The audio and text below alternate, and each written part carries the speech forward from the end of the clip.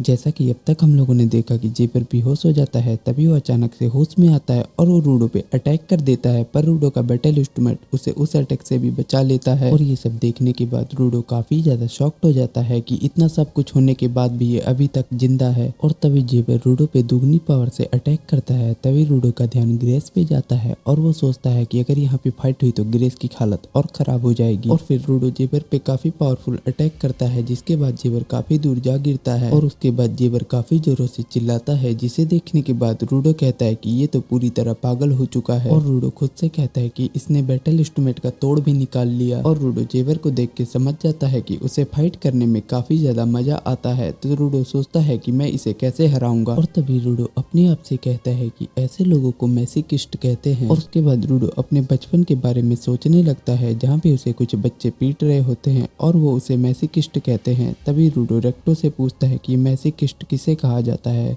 जिस पे रेक्टो रूडो को बताते हैं कि मैसोकिस्ट उस इंसान को कहा जाता है जिसे दर्द में काफी मजा आता है। तभी जेबर रूडो पे बैक टू बैक अटैक करने लगता है और रूडो उसके अटैक से अपनी जान बचाते हुए सोचता है कि जेबर पहले से काफी पावरफुल हो चुका है। जैसे ही जेबर रूडो के फेस पे अपने नेल से अटैक करता है, तभी पीछे से एक स्टिक आके उसे लग जाता है और वो नीचे गिर जाता है। और वो स्टिक जेनका की होती है और वो जेबर को वार्निंग देते हुए कहता है कि तुम पहले मुझसे फाइट करना सीख लो, फिर बच्चे से फाइट करना। जेनका रूडो से कहता है कि मुझे इससे कुछ पुराना हिसाब चुकाना है। जिसके बाद रूडो जेनका से कहता है कि तुम उसके जहर से बच गए। और जेनका कहता है कि हाँ बिल्कुल बच गया। और जेनका कहता है कि तुम अपने पावर को सही से यूज करना सीख गए, ये देख के मैं काफी खुश हूँ। रूडो जेनका को बताता है कि जेबर इतना पावरफुल हो चुका है कि उसकी एनर्जी ठीक से काम नहीं कर रही। तभी जेनका रूडो को बताता है कि तुम्हारा इंस्ट्रूमेंट बैड एनर्जी को डिटेक्ट कर लेता है। और वो बोलता है कि मैं तुम दोनों की फाइट को देख रहा था और मैं इस फाइट को एनालाइज कर रहा था, क्योंकि मैं तुम्हारा टीचर जो हूँ। जेनका रूडो को कहता है कि मैं तुम पे अटैक करूंगा और तुम्हारा बैटल इंस्ट्रूमेंट मुझे डिटेक्ट करके टेलीपोर्ट कर देगा और मैं जेबर पे दुगनी पावर से अटैक करूंगा, जिसकी वजह से हम उसे काफी आसानी से हरा सकते हैं।